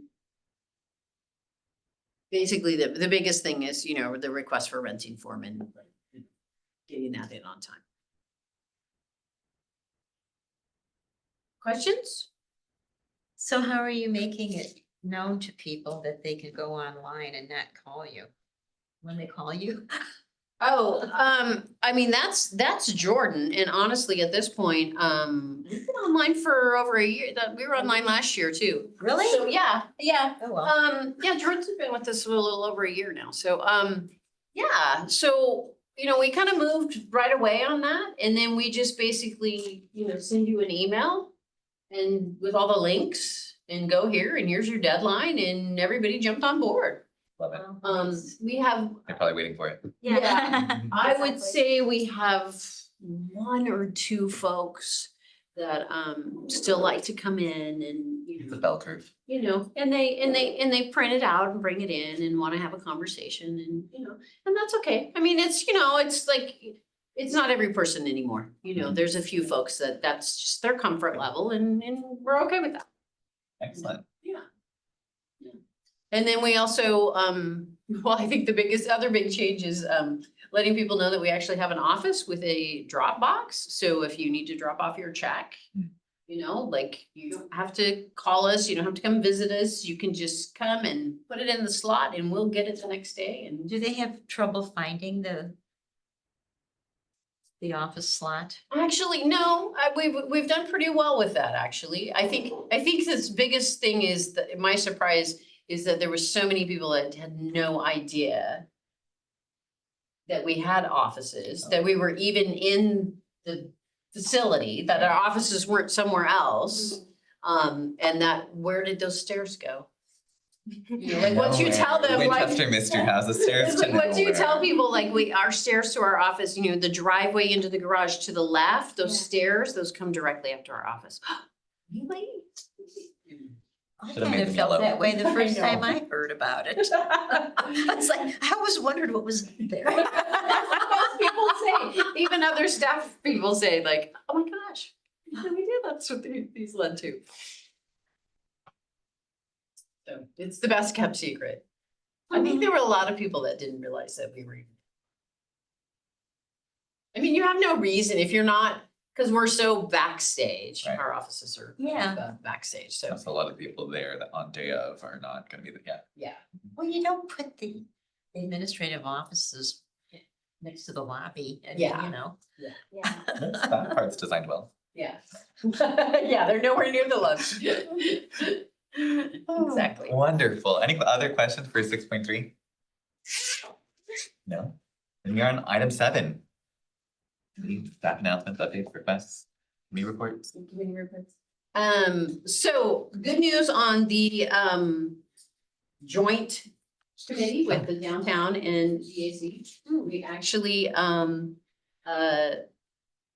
met as staff and kind of decided like, okay, what artists could we possibly use? And Kirsten reached out to, what's his name? Oh, no. Oh, no. Okay, we'll send it down. I can't remember his name. It just went out of my head. I had it and then it just went out of my head and I should have wrote it down in my minutes. Anyways, he's available in February of 26. And one of my requests was that I really wanted us to pick an artist that is used to speaking in front of folks. And he actually, that weekend was speaking in San Francisco at a gallery. And so I tried it on over there. Oh, awesome. And yeah, so he's, Donald Hirschman, sorry. Yes. Donald Hirschman. so, so he's willing and able, and, so we're gonna meet with the ad hoc committee now and kind of get into the details of reception and all of that. But the biggest thing was to be able to find an artist that was willing and able and spoke publicly before. It was like, And a date. yes. Mhm. Yeah. Do we have a timeline for when the meeting is gonna be? Most likely in September, because one of the staff is out of office right now. Okay. So the goal is in September. How do you spell the artist's last name? It is Hirschman, Hershman. Oh, well, that's pretty straightforward. Yeah. Yeah. I wasn't hearing Let's see. Yeah, properly. And he does have a website if you're ever interested.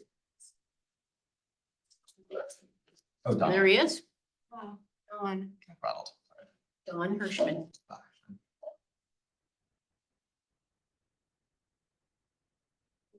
Well, that is good news.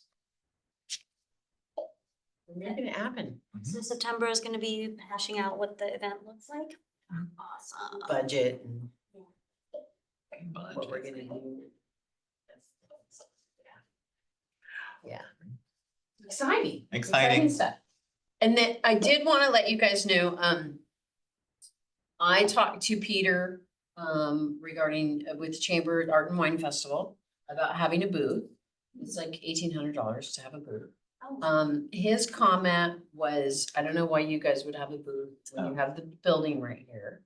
My concern, and I did talk to staff that have been here previously, is having the building open, we just really just become a big giant restaurant. Because it's Art and Wine Festival and there's parties and stuff. So we just get pounded. And it's also not guaranteed, like this year, we don't have a client in the building, 25, but next year we'll have SMU. And so we really can't be open to the public, because we just will get pounded and then they have performances. They're also one of the only clients that can sit on the date of Art and Wine Festival. I always advise, like we only have a few clients that can come in and compete with 30,000 people in town. And they like a September date, so that works. But I'm also kind of like, I'm open to suggestions and like, would we do something on the park stage or I don't know. But I'm also kind of just thinking, I don't think the Art and Wine, what I'm hoping is that this committee can kind of like come down for the Art and Wine Festival and just kind of walk through and like, where would we fit? What would we do? Would we put up a booth? And then would we hand out, calendar events? Would we get, would we talk about us? Would we do a puppet show? I mean, I'm open to anything, but it's like, I don't feel like, what I'll also say is that the concerts that they have for art and wine, because they have music, are on the stage in the plaza. So that's also, it's kind of like tonight, Yeah. there's people just there.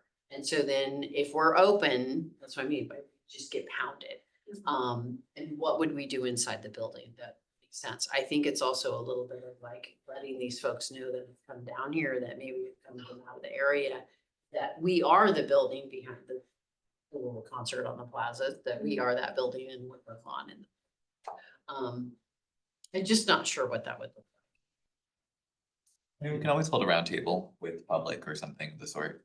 like. Yeah, I mean, if we're not, I mean, this is a year away, yeah. so. I'll come see it. Does the Art and Wine Festival have another performance space like on the other end of Castro? Like the actual street itself? Mm. Any small stage, secondary stage? Use our stage. They have a free speech area, Yeah. but people don't really visit that much. You know, I Yeah. sat there for a couple of hours last year, because I was supporting a local Yeah. run, right? And it was kind of a lonely. Yeah. I was on the ad hoc committee for this thing, for Mhm. this Art and Wine Festival, and I did not make it very far. I actually never connected with my partner.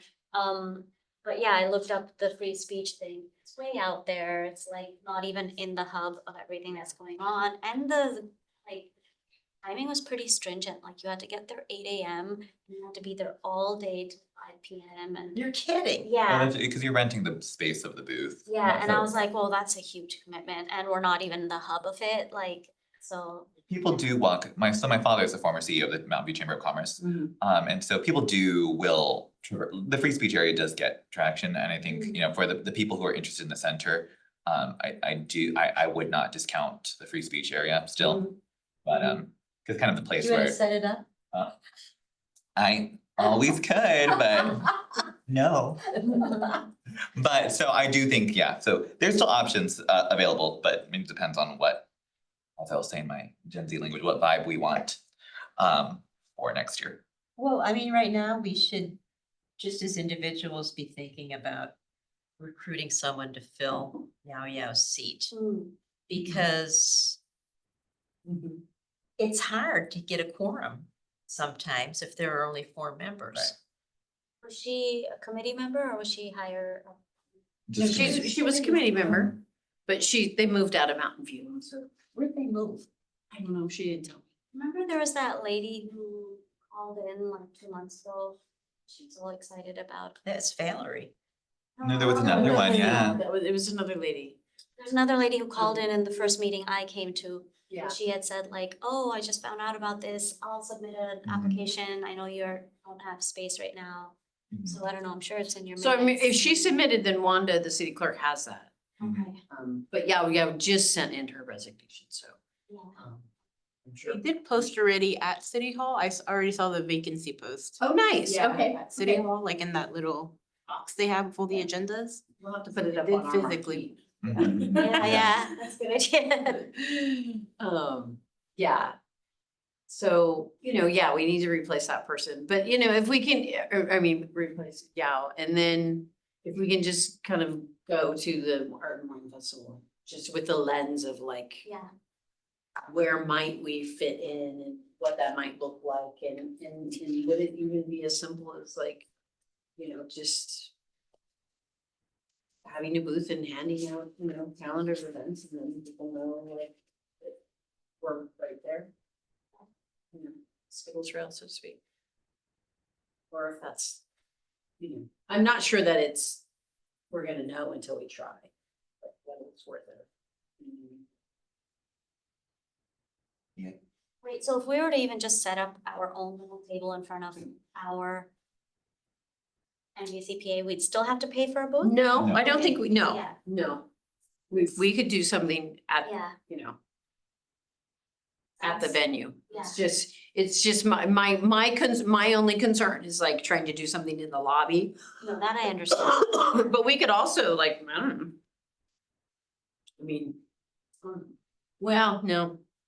Yeah, what I'm gonna say right off the bat is like, I was thinking like, we have that kiosk and we can do a like have the rotunda or doors, you know. You could come in and we could have an information booth like right there, but I know what would happen, it happened tonight, Oh, yeah, you know, yeah. I'm with the band, can I use the restroom? Mm. You know, so, I mean, you Yeah. just be policing people. Keep them out. So, but that doesn't mean that we can pull something out in Yeah. front on our front porch, so to speak. Yeah. Yeah, maybe this time when we go there, we just see a little bit what the programming is like and see if there's any gaps in spaces in programming. To see if we can do something small, maybe from the front. You know? Well, I'm on the Mountain View Historical Association Board, and the chamber gave us a free booth 2 years. And in one of them, we had posters about inventors of Mountain View. Mhm. And one was, somebody invented a deep diving suit that looks like a cartoon character at this point, it's about 100 years ago. But it had the face cut out, it's about 4 feet high, so kids just stand in front of it, and, you know. Yeah. So people were taking pictures of that. We didn't even bother to man it. We just wanted a history booth, right? And so I guess my point is something eye-catching like that in order to get people to stop. I saw the Lamplighters thing Mhm. recently, and they did HMS Pinafore, which Queen Victoria was regent at the time. And so they had a picture of her with the face cut out. Mhm. Well, I deleted all of my. Who wants to look like a crabby old? She was, I mean, you know, it was, the lighting was wrong and all that stuff, Yeah. but I mean, people will do those things. And I don't know how you want to grow your email list, but I mean, you could have an iPad and have people signing up for email Mhm. updates from the center. Yeah, And that would be something that they could, you know, plug in and anything interactive. yeah, That would be useful for you if it is. yeah. And then we did cutouts and, you know, we could have like dancers or something. I mean. Or cutouts of a musician. Well, I don't or know. borrow from one of the companies. I mean, one of my things that I thought about too was like, an instrument petting zoo, but there's not, but it's an art and Mhm. wine festival, so there's not gonna be a lot of kids. That's what I'm- Yeah, I bet you wrong thing. Through the, well, but. Well, let's see what the demographic is this year, but there are Don't they have kids, a yeah. bouncy house or Well, something in so- front of the chamber? So back in the day, right, the kids zone was in what used to be Wells Fargo, so right in front of the chamber. uh-huh. And so the corridor, it is, so, and then it goes into free speech after that. So this corridor is a certain community, public type of, with the library right there too. Mhm. It's the right, it'd be the right space for it. Yeah. With the stage being there, cool, that's another type thing. Is there a booth, an alcohol booth, super close to the civic center and the entrances? Who's to say? That's another aspect, so. something- Usually there's one right there. That's what I was thinking, but is it, It's literally right at the, like, the stage and then, you know. is it in between What or is it, Mercy and Castro? There's a big wine booth. usually right there. right on the street? Yeah. That's what I was thinking, yeah. Yeah. I was wondering if there was one Yeah. closer, but no. It just is on the street, right? Yeah. The California, oh, no, California, sorry, yeah. Yeah, it's Okay. Mercy and Castro. Yeah, so. Yeah. Who's to say? We also know an ice cream vendor that.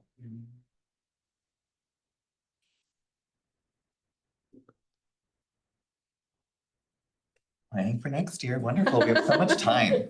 Any other announcements or updates? Any members? No. Lovely. So our next Performing Arts Committee meeting will be held on Wednesday, September 17th, 2025 at 6:15 PM in the Atrium Conference Room, and we are also expecting a special meeting. Yes, Yes. meeting is adjourned, Thank you. 8:14.